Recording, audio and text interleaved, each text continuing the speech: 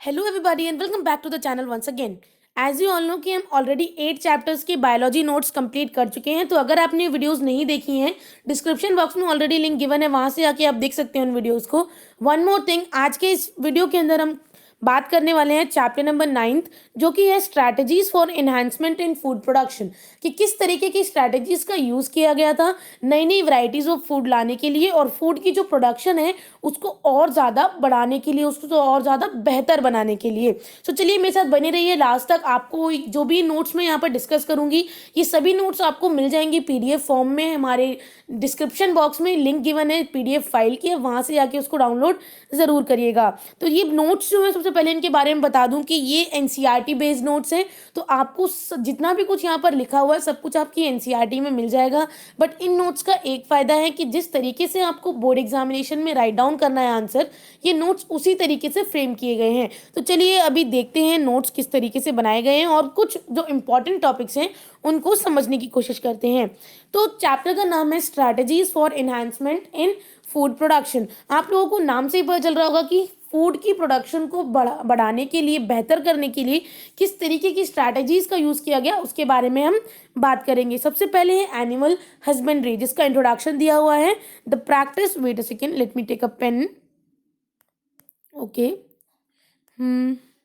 okay, so the practice of breeding and raising livestock is known as animal husbandry, यानी कि breed कराना, ठीक है, दो एनिमल्स को ब्रीड कराना और फिर उनकी देखभाल करना, उनको रेज करना, उनको बड़ा करना और उसके आगे उन्हें फिर से ब्रीड कराना, इसको बोलते हैं animal husbandry. It includes breeding of live stock, यानी कि इसके अंदर लाइव स्टॉक की ब्रीडिंग भी आती है। लाइव स्टॉक कौन कौन होते हैं?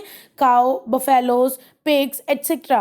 Poultry farming, okay, and fisheries, यानी कि फिशेस को भी जो रखते हैं वो भी एनिमल हस्बेंड्री के अंडर ही आता है। उसके आगे आते हैं फार्म मैनेजमेंट, यानी कि पहले हमने बात कर ली एनिमल्स के ऊपर, अब हम बात करेंगे फार्म मैनेजमेंट के ऊपर। फार्म मैनेजमेंट के अंदर सबसे पहली चीज़ जो आती है वो है डेयरी फार्म मैनेजमेंट।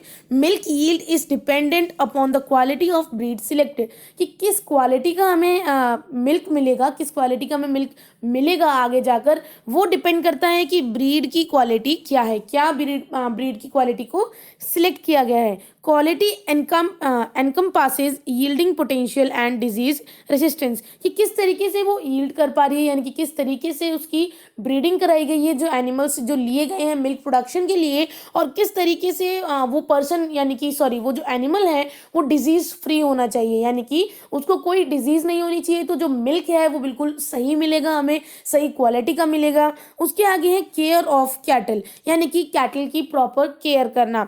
नेक्स्ट है प्रॉपर अकोमोडेशन, एडिक्वेट वाटर, यानी कि प्रॉपरली उसकी केयर करना, उसकी देखभाल करना, उसको पानी प्रॉपर पहुंचाना, प्रॉपर प्रोवाइड करना। Feeding in a scientific manner, यानी कि साइंटिफिक तरीके से उसको खाना देना, ये नहीं हमेशा उसके सामने खाना है और उसको खाना प्रोवाइड किया जा रहा है, नहीं, व्हेन दे नीड इट तभी उनको खाना दिया जाए, ये भी केयरिंग में आता है। नेक्स्ट है हाइजीन लेवल का ध्यान रखा जाए। और उसके बाद है visits by veterinary doctor, okay, एक डॉक्टर के, यानी कि वेटरनरी डॉक्टर पर वो हमेशा रेगुलर विजिट यहाँ पर होनी चाहिए कैटल की। उसके आगे आते हैं all these processes nowadays have become mechanised and proper record keeping is followed. आजकल के दिनों में ये जितनी भी हमारी प्रैक्टिसेस हैं जो कि मैंने ऊपर यहाँ पर डिस्कस की हैं, ये सभी आजकल के दिनों में काफ़ी ज़्यादा फॉलो की जा रही हैं और काफ़ी अच्छी तरीके से प्रॉपर मैनर में इनको फॉलो कर रहे हैं। उसके आगे आते हैं नेक्स्ट है पोल्ट्री फार्म मैनेजमेंट। अब फार्म मैनेजमेंट के अंदर सेकेंड ऑप्शन आता है आपका पोल्ट्री फार्म मैनेजमेंट का, जिसके अंदर क्या होता है? पोल्ट्री इंक्लूड्स, पहले था मिल्क प्रोडक्शन, उसके बाद आया मीट प्रोडक्शन, ठीक है। तो मीट कहाँ से मिलेगा? बर्ड से, जैसे कि चिकन हो गया, डक हो गया, टर्की हो गया, इन सभी से जो मीट मिलेगा वो आता है आपका पोल्ट्री फार्म मैनेजमेंट के under. The main emphasis in poultry farming is selection of a disease free and healthy breed, यानी कि मेन जो बेसिक फंडा होता है पोल्ट्री फार्मिंग का वो ये होता है कि हम डिजीज फ्री और हेल्दी ब्रीड को सिलेक्ट करें हमारे मीट के लिए। और उसके बाद सेफ फार्म कंडीशन क्या क्या होती है, यानी कि कंडीशंस जो है है इस फार्म की वो सेफ रहे, कोई भी प्रेडेटर ना आ सके, उनको हार्म ना पहुंचा सके। नेक्स्ट है प्रॉपर फूड उनको दिया जाए, पानी प्रॉपर दिया जाए, हाइजीन लेवल का ध्यान रखा जाए और जो भी चीज़ें ज़रूरी हैं वो दी जाए। ये सब बहुत ज़रूरी चीज़ें हैं जिनका ध्यान पोल्ट्री फार्मिंग के टाइम पर भी दिया जाए। उसके बाद हम आते हैं, अब हमने देख लिया हमें प्रोडक्शन से कहाँ से क्या मिल रहा है, पोल्ट्री फार्म से हमें मीट मिल रहा है, हमें डेयरी फार्म मैनेजमेंट से हमें मिल्क मिल रहा है, इसलिए बोलते हैं डेयरी प्रोडक्ट्स। ओके, अब हम आते हैं एनिमल की ब्रीडिंग, यानी कि हम ब्रीड कैसे कराएंगे एनिमल्स को। ब्रीड का क्या मतलब होता है, एक group of animals related by descent and similar in most characters such as general appearance, features, size etcetera. Breed का मतलब होता है एनिमल्स का एक ग्रुप जो कि आपस में काफ़ी ज़्यादा वो हैं डिफरेंट, बट उनके कैरेक्टर्स जैसे कि उनकी अपीयरेंस, उनका साइज, उनके फीचर्स काफ़ी हद तक एक दूसरे से मिले, उनको हम ब्रीड करा पाए, आपस में क्रॉसओवर करा पाए, तो उसको हम बोलते हैं ब्रीड। ओके, और जब हम उनकी ब्रीडिंग कराते हैं, उनके बीच में क्रॉसओवर कराते हैं, तो उसको बोलते हैं ब्रीडिंग। ठीक है, तो इसलिए इसको बोलते हैं animal breeding. Aims of breeding, यानी कि ब्रीडिंग हम क्यों कराते हैं, to increase yield of animals, यानी कि ज़्यादा से ज़्यादा एनिमल्स हम प्रोड्यूस कर सकें और ज़्यादा बेहतर क्वालिटी के एनिमल्स प्रोड्यूस कर सकें ताकि हमें बेहतर आउटपुट मिले। नेक्स्ट है to improve desirable qualities in produce, यानी कि जो क्वालिटी है वो और ज़्यादा बढ़ जाए और ज़्यादा अच्छी क्वालिटी हो जाए ताकि जो प्रोडक्शन है उसका वो इंक्रीज हो सके। ओके, नेक्स्ट है ब्रीडिंग दो तरीके की होती है यहाँ पर, एनिमल ब्रीडिंग जो कि है इन breeding and outbreeding. Now what does inbreeding mean and what does outbreeding means?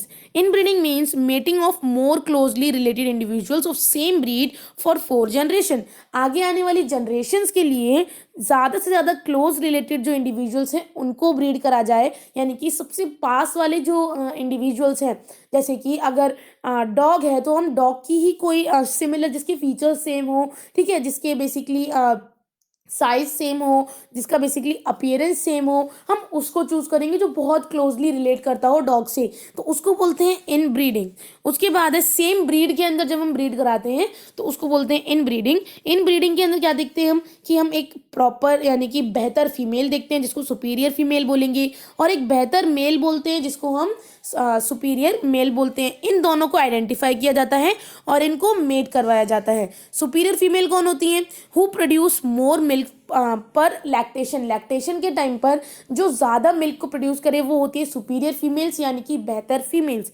उसके बाद सुपीरियर मेल्स कौन होते हैं, जो कि ज़्यादा सुपीरियर प्रोजेनी को प्रोड्यूस कर सकें, यानी कि ज़्यादा अच्छी जनरेशन को प्रोड्यूस कर सकें, वो होते हैं बेहतर मेल, यानी कि superior males. Inbreeding increases homozygosity, inbreeding की वजह से होमोजाइगोसिटी बढ़ जाती है, जो कि एक इवोल्यूशन कर जाती है अराउंड अ प्योर लाइन, यानी कि आगे जाके उसी जनरेशन के स्लाइटली चेंजेस के साथ हमें आउटकम्स मिलेंगे। इट एक्यूमुलेट सुपीरियर जीन्स होते हैं because superior male and superior female हैं तो बेहतर जीन होंगे, but also threatens to accumulate harmful recessive genes, यानी कि ये एक और इससे खतरा भी है। ये अच्छे जीन्स, बेहतर जीन्स तो प्रोड्यूस कर ही रहे हैं, बट इनसे एक खतरा भी हो सकता है, एक डर भी है कि यहाँ पर हार्मफुल रिसेसिव जीन्स जो हैं वो भी प्रोड्यूस हो सकते हैं।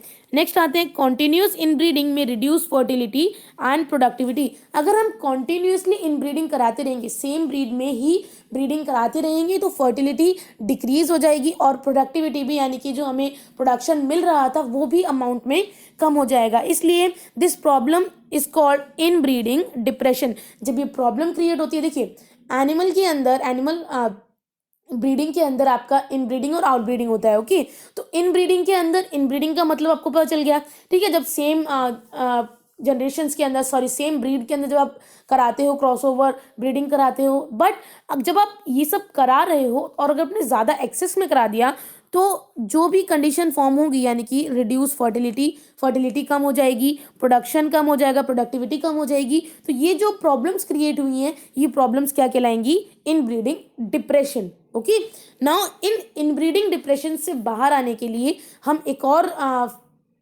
ट्रिक का यूज़ करते हैं, एक और तरीके की अच्छे प्रोसेस का यूज़ करते हैं जो कि है आउटब्रीडिंग। जो कि आउटब्रीडिंग के अंदर क्या होता है, इनब्रीडिंग डिप्रेशन का एक सॉल्यूशन है ये। आउटब्रीडिंग का मतलब है it includes outcrossing, cross breeding, interspecific hybridisation. Outcrossing क्या होता है? It is the mating between animals of same breed के एनिमल्स होते हैं बट जिनके कॉमन एंसेस्टर्स 4 से 5 जनरेशन तक के लिए ना हो, जिनकी कॉमन 4 से 5 जनरेशन एक दूसरे से मिलती ना हो। उसके बाद it is usually used for animals के लिए यूजुअली यूज़ किया जाता है which have below average productivity, जिनकी प्रोडक्टिविटी बहुत कम है, ऑलमोस्ट बिलो एवरेज है और ग्रोथ रेट काफ़ी कम है। ओके, उसके बाद है क्रॉस ब्रीडिंग। क्रॉस ब्रीडिंग क्या होता है? It is the mating between superior male of one breed.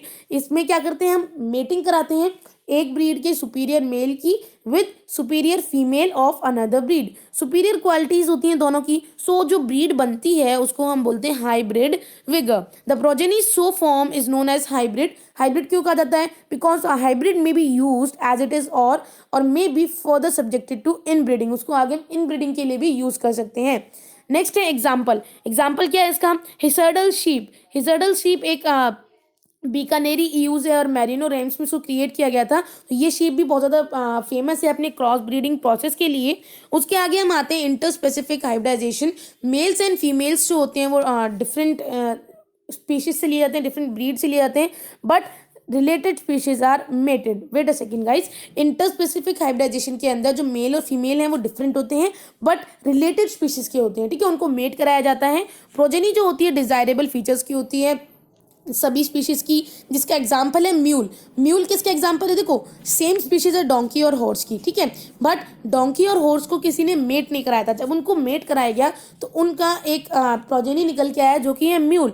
Mule progeny तो है बट वो एकदम भी फर्टाइल नहीं है, वो आगे जो क्या कहते हैं आप रिप्रोडक्शन नहीं कर पाएगा, ठीक है। ये हो गया आपका इंटरस्पेसिफिक हाइब्रिडाइजेशन। उसके बाद है कंट्रोल्ड ब्रीडिंग टेक्निक्स, यानी कि ब्रीडिंग की कुछ टेक्निक्स हैं जिसको हम बोलते हैं आर्टिफिशियल इंसेमिनेशन, जिसमें सेमेन को कलेक्ट किया जाता है मेल से और उसको इंजेक्ट किया जाता है रिप्रोडक्टिव ट्रैक्ट में फीमेल के। सीमेन जो है उसको फ्रोज भी किया जाता, लेटर यूज के लिए उसको फ्रोजन भी कर दिया जाता है या फिर उसको इमीडिएटली भी यूज कर लिया जाता है। उसके बाद आते हैं एक और टेक्नोलॉजी जो कि है मोइट टेक्नोलॉजी, MOET। आपके बोर्ड एग्जामिनेशन में जरूर पूछेंगे गाइस, इससे रिलेटेड जो आपकी फुल फॉर्म है तो प्लीज इसको याद कर लीजिएगा। मल्टीपल ओव्यूलेशन एम्ब्रियो ट्रांसफर, अपने नाम में ही ये अपना पूरा डेफिनेशन लेके आए हैं तो उसको देख लेते हैं, जिसमें लिखा हुआ है cow is administrate to FSH like hormone, यानी कि FSH लाइक हॉर्मोन्स उसके अंदर इंजेक्ट किए जाते हैं जिसके वजह से जो फॉलिकुलर मैच्योरिटी है और सुपर ओव्यूलेशन है वो होता है और उसकी वजह से सुपर ओव्यूलेशन के अंदर इंस्टेड ऑफ 1 एग, एक एग साइकिल की बजाय 6 से 8 एग प्रोड्यूस होते हैं पर साइकिल में। और काउ जो है आइदर नेचुरली मेट कर लेती है या फिर उसको एक बेहतर बुल के साथ, सुपीरियर बुल के साथ आर्टिफिशियली इंसेमिनेट किया जाएगा या फिर सुपीरियर बुल के साथ मेट कराया जाएगा। तो 3 चीजें मिल गई आपको। जो काउ 6 से 8 एग्स की साइकिल यहाँ पे पर साइकिल क्रिएट कर रही है वो या तो नेचुरली मेट कर लेगी या फिर एक सुपीरियर बुल के साथ उसको मेट कराया जाएगा, अदरवाइज आर्टिफिशियली उसके अंदर सीमन जो है इंजेक्ट किया जाएगा। Fertilised egg is recovered at 8 से 32 सेल स्टेज पे non surgically and transfer to a surrogate mother, उसको सरोगेट मदर में ट्रांसफर कर दिया जाता है और इस टेक्निक को यूज करके हाई मिल्क यील्डिंग ब्रीड्स को फीमेल्स की ब्रीड्स को भी क्रिएट किया जाता है and lean meat yielding bulls have been breed successfully. Next आते हैं एपीकल्चर पे। Apiculture is the practice of bee keeping, यानी कि बी कीपिंग की प्रैक्टिस को हम क्या कहते हैं? एपीकल्चर, जिसके अंदर हम इंक्लूड करते हैं मेंटेनेंस ऑफ बी हाइव्स, यानी कि मधुमक्खी के जो छत्ते होते हैं उनको मेंटेन करके रखें, ठीक है, and for production of honey, ताकि हनी का प्रोडक्शन ज़्यादा हो सके। एपीकल्चर का यूज़ क्या है कि Honey has a high nutritive value and medicinal value, यानी कि काफ़ी न्यूट्रिशनल फूड भी होता है हनी और एक बहुत ही अच्छी मेडिसिनल वैल्यू भी है, यानी कि काफ़ी ज़्यादा ट्रीटमेंट की जो मेडिसिन होती हैं वो हनी के यूज़ से भी बनती हैं। हनी बीज ऑल्सो प्रोड्यूस बीज वैक्स, यानी कि हनी बी क्या प्रोड्यूस करती हैं? बीज वैक्स प्रोड्यूस करती हैं जो कि यूज किया जाता है for the preparation of polishes and cosmetics. Next है most commonly reared species of honey bee is एपिस इंडिका। याद रखिएगा, एग्जाम्पल्स बहुत इंपॉर्टेंट हैं। Beekeeping is not labour intensive, it is relatively easy but requires some specialised knowledge about nature of habit bees की sorry, यहाँ पर लिखा हुआ है कि जो ईजी है इन लोगों को एक तरीके से ब्रीड कराना। वाई? बिकॉज यहाँ पर कुछ स्पेशलाइज्ड नॉलेज चाहिए आपको बीज के बारे में, जो क्या होनी चाहिए? कि नेचर और हैबिट क्या है बीज का, सिलेक्शन कैसे करोगे आप सूटेबल लोकेशन का, ताकि बी हाइव्स को आप सेफ रख सको, ठीक है, अच्छे से इसको प्रोटेक्ट करके रख सको, तो ये जगह भी इंपॉर्टेंट होती है चूज करना। उसके बाद catching and hiving of swarms, beehive management during different season के टाइम पर बी हाइव को कैसे मैनेज करोगे आप, यानी कि मधुमक्खी के छत्ते हो कैसे बचाओगे, कैसे उसकी केयर करोगे। नेक्स्ट है handling and collection of honey and B wax, यानी कि आप उसको संभाल कर उसके अंदर से हनी को और बीज के वैक्स को कैसे कलेक्ट करते हो, ये भी बहुत स्पेशलाइज्ड नॉलेज है जो आपके पास होनी चाहिए। अब आते हैं हम फिशरीज पे। फिशरीज क्या है, इसके अंदर इंक्लूड होता है catching, processing and selling of fishes, पकड़ना फिशेज को, उसको प्रोसेस करना और उसके बाद उसको बेचना। Shell fishes and other aquatic animal जैसे कि प्रॉन, क्रैब, लॉबस्टर, इन सभी को बेचा जाता है और ये सब किस में आते हैं, फिशरीज में। एडिबल फ्रेश वाटर वाली फिशेज कौन सी होती है, कैटला एंड रोहू। और एडिबल मरीन वाटर वाली फिशेज कौन सी होती है, hilsa, pomfrets and sardines. Aquaculture and pisciculture वाली जो टेक्नोलॉजीज होती हैं वो कमर्शियली रियर फिशेज के लिए यूज होती हैं। The fishes industry is flourishing in our country and blue revolution किसको कहते हैं, ब्लू रेवोल्यूशन का मतलब है पानी का revolution, is on the verge of being implemented. Next आते हैं एनिमल ब्रीडिंग, तो आपने देख लिया। अब आते हैं प्लांट ब्रीडिंग के ऊपर। प्लांट ब्रीडिंग जनरली होता क्या है, it is the purposeful manipulation of plant species, यानी कि प्लांट की स्पीशीज के बीच में आप उनको मैनिपुलेट करते हो। डिफरेंट स्पीशीज की जो बेसिकली प्लांट्स होते हैं उनको आप मेट कराते हो, उनकी क्रॉसओवर कराते हो और एक नई स्पीशीज को क्रिएट करते हो। तो ये मैनिपुलेशन का मतलब यहाँ पे यही है, in order to create desired plant type. जैसे कि आपको चाहिए एक पिंक रोज, तो आप क्या करोगे, white rose and red rose का आप क्रॉसओवर करा दोगे, तो आपको जो आउटकम मिलेगा वो मिलेगा आपको पिंक रोज का। ओके, तो अपनी सहूलियत के हिसाब से आप किस तरीके से क्रॉसओवर करा रहे हो प्लांट की स्पीशीज के बीच में, ये आता है आपकी प्लांट ब्रीडिंग के अंदर, जो कि बेटर होता है कल्टीवेशन के लिए। कभी कभी आपको ज़्यादा प्रोडक्शन के लिए चाहिए, ज़्यादा कल्टीवेशन के लिए चाहिए, ठीक है, तो आप उस तरीके से उनका क्रॉसओवर कराओगे जो कि बेटर ईल्ड्स आपको प्रोवाइड करेगी और डिजीज रेसिस्टेंट होंगे, यानी कि जिनके अंदर जल्दी से डिजीज ना हो जाए, आप ऐसी क्वालिटी के प्लांट्स देखोगे। एक दो तरीके की टेक्निक्स हैं, एक है क्लासिकल प्लांट ब्रीडिंग, दूसरी है आपकी modern plant breeding. Classical plant breeding के अंदर क्या होता है, it includes crossing of superior pure lines and selection of plants with desired characteristics, यानी कि कुछ कैरेक्टरिस्टिक्स हैं जो आपके दिमाग में पहले से हैं और आपको वही कैरेक्टरिस्टिक्स वाले प्लांट्स को सिलेक्ट करना है। और सुपीरियर प्योर लाइन का मतलब क्या हुआ कि बेहतर तरीके के प्लांट्स आप यूज करोगे और सिलेक्ट करोगे प्लांट्स को विद डिजायर्ड कैरेक्टरिस्टिक्स। ये आ गया आपका क्लासिकल प्लांट ब्रीडिंग के अंदर। मगर जो नेक्स्ट है वो है मॉडर्न प्लांट ब्रीडिंग, जो कि अब यूज होती है।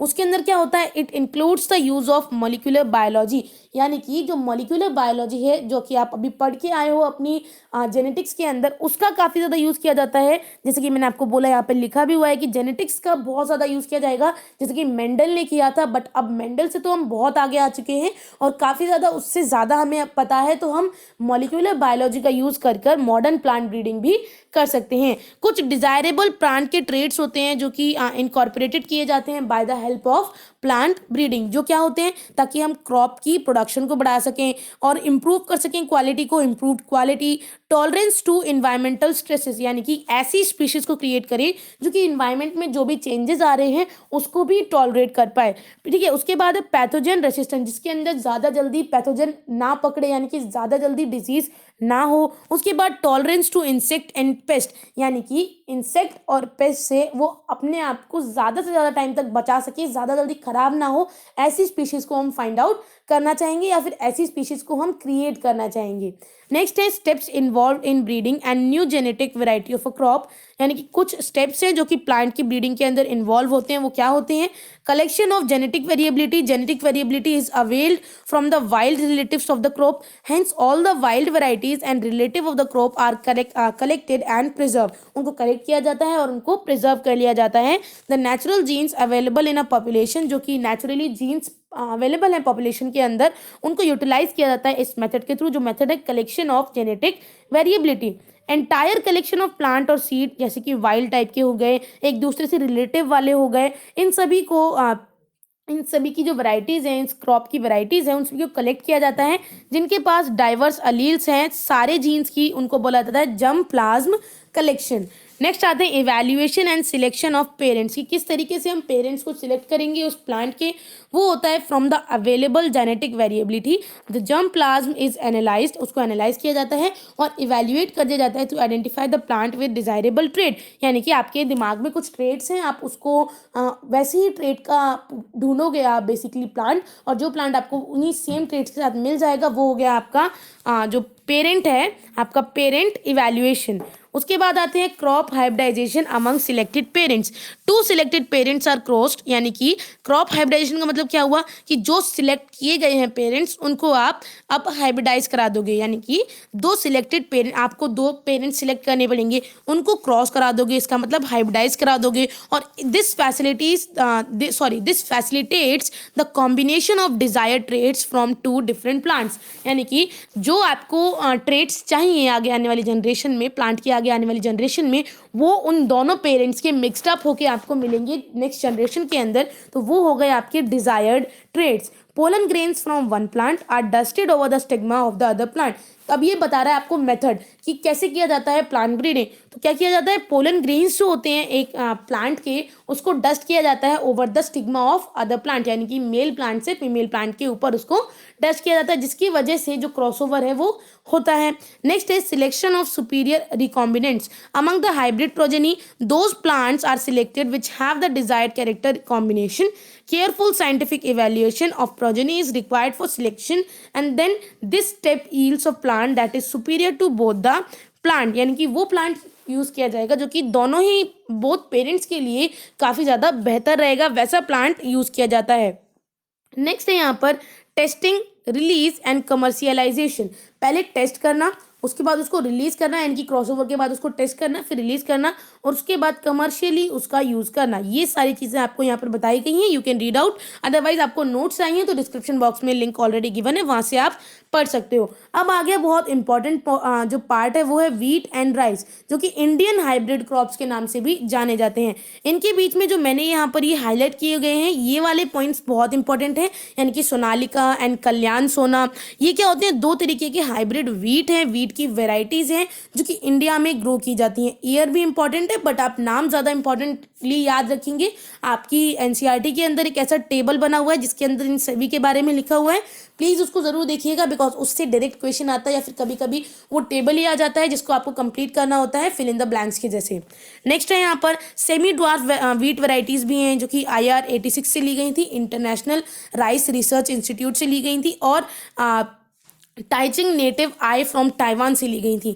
जया और रत्ना कौन है, ये better yielding semi dwarf rice की वैरायटीज है जो कि बाद में इंट्रोड्यूस की गई। ओके, राइस की भी काफ़ी वैरायटीज आती हैं और व्हीट की भी काफ़ी ज़्यादा वैरायटीज आती हैं। अब हम आते हैं शुगर केन पे। शुगर केन की वैरायटीज क्या है, एक है सेकेरम बारबेरी जो कि एक नॉर्थ इंडिया के अंदर प्रोड्यूस किया जाता है, और एक है सेकेरम ही होगा इसलिए यहाँ पर सिर्फ एस लिखा गया है, ऑप्सीनेरम जो कि साउथ इंडिया में क्रिएट किया जाता है। ठीक है, शुगर केन दोनों ही हैं बट स्लाइटली चेंज किया है, एक नॉर्थ इंडिया में किया जाता है और एक जो है वो साउथ इंडिया में क्रिएट किया जाता है। S officinarum has thicker stem, यानी कि जो साउथ इंडिया में क्रिएट किया जाता है उसकी स्टेम जो है वो थिकर होती है, और हाई शुगर जो होती है उसके अंदर कंटेंट जो शुगर का होता है वो काफ़ी ज़्यादा होता है। बट जो वो है यानी कि आपका एस ऑफिसिनेरम, उसको ग्रो नहीं किया जाता नॉर्थ इंडिया के अंदर, यानी कि नॉर्थ इंडिया के अंदर वो नहीं ग्रो किया जा सकता, इसलिए कुछ इन्वायरमेंट चेंजेस की वजह से। नेक्स्ट है these two varieties were cross to get the desirable qualities of both.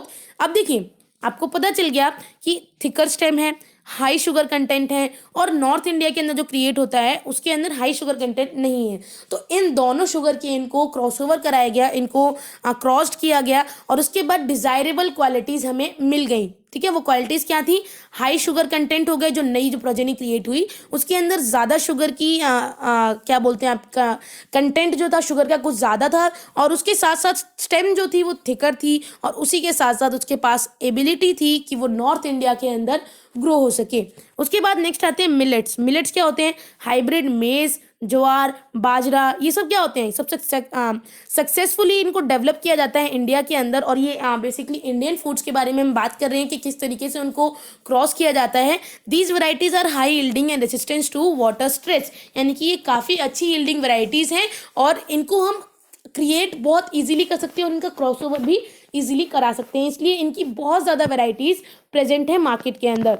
अब आते हैं एप्लीकेशंस, यानी कि प्लांट ब्रीडिंग की भी कुछ एप्लीकेशंस है कि उसको कहाँ कहाँ अप्लाई किया जाता है, उसको हम देखते हैं। अगर if resistance to a particular disease is already present in a plant, अगर एक पर्टिकुलर डिजीज ऑलरेडी प्लांट के अंदर प्रेजेंट है पहले से ही, तो it reduce the dependence of the plant on fungicide and bacteriocides, यानी कि जो वो फंगिसाइड्स पे और बैक्टीरियोसाइड्स पे ऑलरेडी डिपेंड होना छोड़ देता है, बिकॉज उसके पास ऑलरेडी रेसिस्टेंस है, उसके पास राइट, उसके पास रेसिस्टेंस है पहले से ही कि वो अपने आप को बचा पाए किसी भी पर्टिकुलर डिजीज से। बिफोर ब्रीडिंग, ब्रीडिंग से पहले one must know that the causative agent of a disease, आपको ब्रीडिंग कराने से पहले ये पता होना चाहिए कि उस डिजीज का कॉजेटिव एजेंट क्या है, कि किसकी वजह से वो डिजीज हुई है, and it's mode of transmission, यानी कि वो किसकी वजह से फैल रहा है, किसकी वजह से स्प्रेड हो रहा है, ये भी पता होना चाहिए। कुछ कॉमन डिजीज हैं जो क्या हो सकती है, fungal disease, bacterial disease and viral disease. Fungal disease क्या होती है कि brown rust of wheat, wheat के ऊपर थोड़ा ब्राउन रस्टिंग क्रिएट हो जाती है। Red rot of sugarcane, कई बार आपने गन्ने खाए होंगे जिसके अंदर रेड स्पॉट्स होते हैं, वो क्या होते हैं, वो बेसिकली कॉमन डिजीज ही होता है, फंगल डिजीज होता है वो। And let blight of potato, जो पोटैटो के अंदर आपको ब्लाइटली स्ट्रक्चर देखने को मिलता है, वो भी होता है फंगल डिजीज। उसके बाद है bacterial, black rot of crucifers, यानी कि कुछ ब्लैक धब्बे जैसे आपको देखने को मिलते हैं, वो होती है आपकी बैक्टीरियल डिजीज। उसके बाद है वायरल डिजीज, जिसके अंदर टोबैको मोसैक भी आता है। उसके आगे देखते हैं disease resistance can be provided by conventional breeding, mutational breeding और जेनेटिक इंजीनियरिंग, यानी कि डिजीज रेसिस्टेंस प्रोवाइड कर सकते हैं इन सभी डिजीज के लिए कि ये डिजीज आगे ना हो, तो वो क्या क्या कंडीशन से होंगे, यानी कि वो किस किस मेथड से होंगे, वो होंगे कन्वेंशनल ब्रीडिंग से, म्यूटेशनल ब्रीडिंग से और जेनेटिकली इंजीनियरिंग से। अब ये तीनों ही क्या है, ये आप एक लाइन में समझ लेते हैं हम यहाँ पर, बाकी आप लोगों को यहाँ पे मिल जाएगा जो कि आप इजीली समझ सकते हो, बिल्कुल इजी लैंग्वेज में दिया हुआ है। तो आप नोट्स डाउनलोड करिए और पढ़िए। नोट्स कहाँ से डाउनलोड करेंगे, डिस्क्रिप्शन बॉक्स में लिंक गिवन है, वहां से जाके आप डाउनलोड कर सकते हैं। पहला है conventional breeding, it includes the basic steps of screening, germplasm, hybridisation, selection and testing and release, यानी कि कुछ स्टेप्स हैं जैसे कि उसको पहले फाइंड आउट करना, स्क्रीनिंग करना, उसके बाद जर्म प्लाज्म को क्रिएट करना, उसके बाद उसकी हाइब्रिडाइजेशन कराना, उसके बाद उसको सिलेक्ट करना कि वो सही है या नहीं, उसके बाद टेस्ट करना उसका, और उसके बाद उसको रिलीज करना। तो इतने सारे स्टेप्स के बाद जो ये हमारा प्रोजेनी क्रिएट हुई है वो आगे जाके मार्केट में आएगी, तो इसको बोलते हैं कन्वेंशनल ब्रीडिंग। एग्जाम्पल क्या है, वीट की वैरायटी जिसको हम बोलते हैं हिमगिरी, उसके बाद है आपका ब्रेसिका की वैरायटी, पूसा स्वर्णिम, ये सब क्या है, ये कन्वेंशनल ब्रीडिंग का ही आउटकम्स है। वन लिमिटेशन, इस मेथड की कुछ लिमिटेशन भी होंगी, पर आपने सुना ही होगा everything comes with the pros and cons, तो यहाँ पर है एक लिमिटेशन भी है इसकी। वो क्या है कि जीन्स जो हैं, that the genes for disease resistance are limited in number, यानी कि वो जीन्स जो कि डिजीज से बचा सकते हैं वो बहुत ही लिमिटेड है नंबर में, इसलिए हमें ये सेम ब्रीडिंग हमें काफ़ी लंबे टाइम तक नहीं करनी चाहिए, इनके अंदर स्लाइटली कुछ चेंजेस ज़रूर लाने चाहिए। उसके बाद आते हैं म्यूटेशनल ब्रीडिंग के अंदर। म्यूटेशनल ब्रीडिंग का मतलब क्या है, in this method genetic variations are created, genetic variations create किए जाते हैं जो कि रिजल्ट करते हैं in the creation of traits not found in the parental type, यानी कि कुछ जेनेटिक वैरायटी वाले ऑर्गेनिजम्स प्लांट्स को यहाँ पर मेट किया जाता है, क्रॉसओवर किया जाता है, और ऐसे ट्रेड्स की डिज़ायर किया जाता है कि ऐसे ट्रेड्स आए यहाँ पर जो कि पेरेंट्स में भी नहीं थे, ठीक है, जो पेरेंट्स से बिल्कुल अलग। जैसे कि आप मान सकते हो कि red rose and white rose, red rose और व्हाइट रोज में से आपको क्या मिलेगा, पिंक रोज, राइट। तो रेड रोज के पास भी पिंक रोज नहीं था और व्हाइट रोज के पास भी पिंक रोज नहीं था, तो जो प्रोजेनी निकली है, जनरेशन निकली है पिंक रोज की, वो दोनों ही पेरेंट्स से बिल्कुल अलग है। तो यही आता है म्यूटेशनल ब्रीडिंग के अंदर। Mutations are induced with the help of mutagen, जैसे कि केमिकल्स और irradiation. The plant in with the desired character, in this case the desired resistance has come through mutation are selected. Next आते हैं genetic engineering. Genetic engineering के अंदर क्या क्या आता है, certain wild varieties have disease resistant characteristics but they are low yielding. कई ऐसी वाइल्ड वैरायटीज होती हैं हमारे प्लांट्स की जो कि डिजीज रेसिस्टेंट तो होती हैं, उनके पास कैरेक्टरिस्टिक्स तो होते हैं कि वो डिजीज से लड़ सकें, बट यानी कि उनको डिजीज ना हो, बट उनकी यील्डिंग जो होती है यानी कि उनकी प्रोडक्शन जो होती है बहुत लो होती है। तो इसलिए डिजीज रेसिस्टेंट जीन्स जो होते हैं ऐसी वैरायटीज में से इनके अंदर इंट्रोड्यूस किए जाते हैं, जो क्या होते हैं, high yielding varieties through recombinant DNA technologies. Example है, resistance to the yellow mosaic virus in bhindi was transferred from a wild species to produce a new disease resistance, जो कि हम वैरायटी कह सकते हैं भिंडी की, which is variety of bhindi and Parbhani Kranti. Okay, अब आते हैं पोस्ट रेसिस्टेंट क्रॉप्स। अब देखिए पोस्ट रेसिस्टेंट क्रॉप आपकी कौन से हो सकते हैं, यानी कि रेसिस्टेंट क्रॉप आपको समझ में आ गया होगा कि किसी भी पर्टिकुलर डिजीज से या किसी भी पर्टिकुलर ऑब्जेक्ट से उसको रेसिस्ट करना। तो सर्टेन मॉर्फोलॉजिकल कैरेक्टर जैसे कि hairy leaves, solid stems of wheat, ये नेचुरली प्रोवाइड करते हैं resistance from insects and pest, यानी कि अपने आप में ही एक आप कह सकते हो आर्मी बन जाते हैं अपने प्लांट के लिए। अगर एक स्टेम की बहुत एक प्लांट की बहुत थिक स्टेम है तो वो अपने आप में ही अपने लिए एक आर्मी बन जाएगी अपने आप को प्रोटेक्ट करने के लिए। तो इसको बोलते हैं paste resistant crops. Okay, similarly biochemical characters provide resistance from insects and paste. ऐसे बायोकेमिकल कैरेक्टर्स भी होते हैं जो कि काफ़ी ज़्यादा प्रोड्यूस करते हैं रेसिस्टेंस फ्रॉम इंसेक्ट से बचाते हैं प्लांट को और पेस्ट से बचाते हैं। एग्जाम्पल है high aspartic acid and low nitrogen and sugar content in maize lead to resistance against maize stem borers. Such varieties are bred with non-resistant varieties to produce pest resistance hybrid, जिसका example है Pusa Gaurav variety of brassica is resistance to aphids. Guys ये जो मैं यहाँ पे आपको बता रही हूँ ये आपका एनसीईआरटी के अंदर एक बहुत अच्छा डायग्राम बना हुआ है, यानी कि बहुत अच्छा टेबल बना हुआ है जिसके अंदर प्रॉपर सारी इन्फॉर्मेशन दी गई है। तो प्लीज़ आप उस टेबल को ज़रूर रेफर करिएगा इस पूरे टॉपिक को समझने के लिए। नेक्स्ट आते हैं इंप्रूवमेंट इन फूड क्वालिटी, कि फूड क्वालिटी के अंदर किस तरीके से इंप्रूवमेंट लाई गई। A large number of people all over the world suffer from micronutrient, protein and vitamin deficiencies, यानी कि कई ऐसे लोग होते हैं जिनके अंदर माइक्रोन्यूट्रिएंट नहीं प्रोड्यूस होते, उनको वो प्रॉपर न्यूट्रिएंट खाना नहीं खाते हैं, प्रोटीन नहीं लेते हैं या फिर विटामिन की डेफिशिएंसी से भी वो काफ़ी ज़्यादा परेशान है, यानी कि जिसको बोलते हैं हिडन हंगर, जो आपको दिखती नहीं है बट आपकी बॉडी के अंदर वो ज़रूर होती है कि आपको प्रोटीन की कमी है, आपको विटामिन की कमी है, न्यूट्रिएंट्स की कमी है। तो ये सब होती है हिडन हंगर और they can not afford to buy food rich in these nutrients. और कई ऐसे लोग होते हैं जो कि वैसे फूड नहीं बाय कर सकते जो कि इस तरीके के न्यूट्रिएंट्स में रिच होते हैं, लाइक फाइनेंशियली और किसी भी तरीके से। तो सच डिफिशियंसी लीड टू डिजीजेज, ये डिफिशियंसीज अगर हो जाती हैं एक पर्सन के अंदर तो इनकी वजह से क्या हो जाता है, डिजीज हो जाती हैं, मेंटल रिटार्डेशन हो जाती है और उस पर्सन की लाइफ भी कम हो जाती है, लाइफ स्पैन भी कम हो जाता है। उसके बाद and alternate to this problem, यानी कि इस प्रॉब्लम का एक सोल्यूशन क्या है, is to breed crops that are rich in nutrients, उन क्रॉप्स को ब्रीड करना जो कि न्यूट्रिएंट्स में काफ़ी रिच हैं। This approach is known as biofortification of crops. अब आपसे कोई भी पूछेगा व्हाट इज बायोफोर्टिफिकेशन तो आपको पता होगा कि उन प्लांट्स को ब्रीड कराना जो कि काफ़ी ज़्यादा अच्छे हैं, रिच हैं न्यूट्रिएंट्स के अंदर। और उसका रीज़न भी पता है आपको कि कई डेफिशिएंसीज क्रिएट हो जाती हैं लोगों के अंदर, जैसे कि विटामिन की डेफिशिएंसी, प्रोटीन की डेफिशिएंसी या फिर न्यूट्रिएंट की डेफिशिएंसी, उसको ओवरकम करने के लिए। ओके, सो इसके अंदर कुछ प्रोसेस हैं जैसे कि प्रोटीन कंटेंट की क्वालिटी देखना, ठीक है, ऑयल की कंटेंट और उसकी क्वालिटी देखना, विटामिन का कंटेंट देखना और माइक्रो न्यूट्रिएंट्स और उसकी मिनरल की कंटेंट को देखना। एग्जाम्पल क्या है, मेज का हाइब्रिड जो कि अराउंड ईयर 2000 में कराया गया, have twice the amount of lysine and tryptophan compare to other maize hybrid. उसमें अराउंड डबल अमाउंट में वहाँ पर लाइसीन और ट्रिप्टोफैन प्रेजेंट था जो कि बॉडी को नीड होती है, जिसको हमने हाइब्रिड यानी कि जिसको हमने क्रॉसओवर करके कराया। उसके बाद है एटलस 66, एक वीट की वैरायटी है जिसके पास हायर प्रोटीन कंटेंट है, जिसके अंदर नॉर्मल वीट से काफ़ी ज़्यादा अमाउंट में प्रोटीन प्रेजेंट है, वो है आपका एटलस 66। और एटलस 66 क्या है, आपका वीट की वैरायटी है। उसके बाद आते हैं एससीपी। एससीपी क्या होता है, single cell protein. Single cell protein means that microbes are used as a source of protein, उसको माइक्रोब्स को यूज़ किया जाएगा सोर्स ऑफ प्रोटीन के जैसे। और microorganism despite being very small, जैसे कि आपको पता है माइक्रो ऑर्गेनिज्म कितने छोटे होते हैं, वो कैपेबल होते हैं प्रोड्यूसिंग टन्स ऑफ प्रोटीन्स, बहुत ज़्यादा अमाउंट में प्रोटीन क्रिएट करने की, due to their higher rate of biomass production.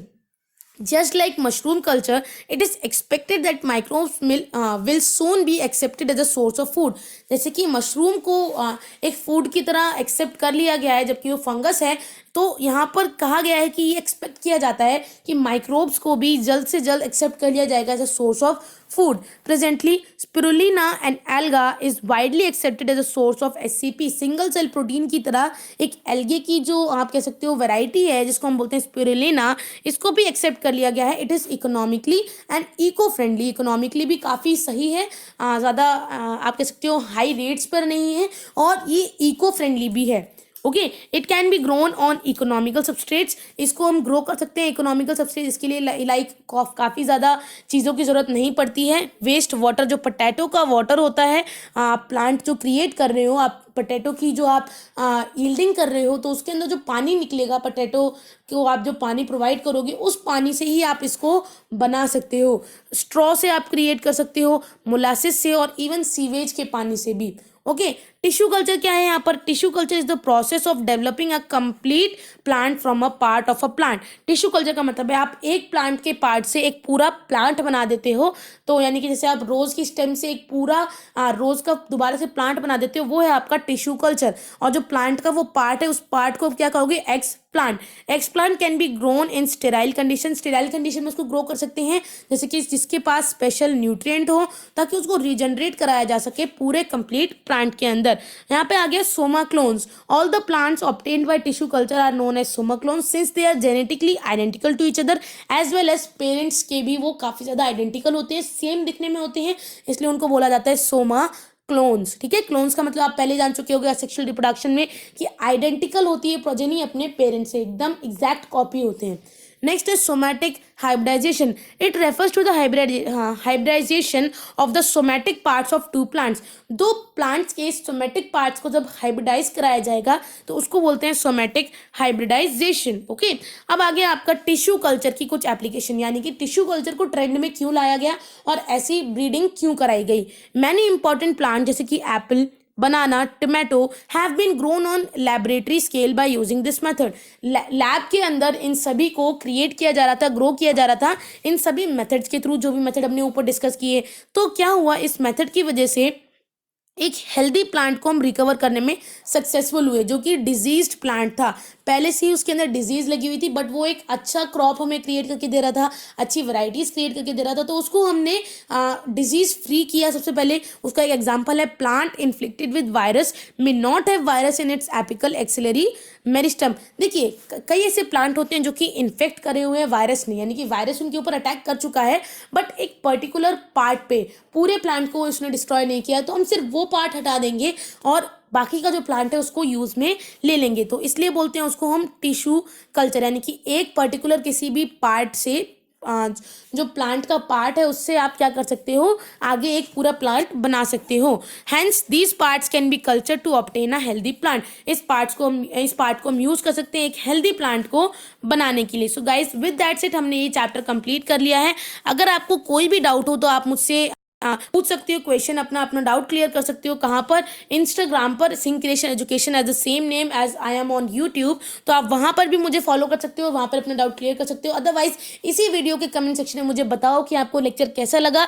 और नोट्स फिर से बता रही हूँ, नोट्स आप डाउनलोड कर सकते हो सभी चैप्टर्स के, 1 से लेके 9 चैप्टर तक अब आप सारे नोट्स डाउनलोड कर सकते हो। सभी वीडियोज़ के लिंक आपको, सभी PDF फाइल के लिंक आपको मिल जाएंगे वीडियोज़ के डिस्क्रिप्शन बॉक्स में। तो प्लीज़ ज़रूर शेयर करें अपने फ्रेंड्स के साथ इस वीडियो को, और लाइक करें, अगर पसंद आई हो तो सब्सक्राइब करें चैनल को आगे आने वाली सभी चैप्टर्स के नोट्स के लिए। Thank you so much, have a good day, bye bye.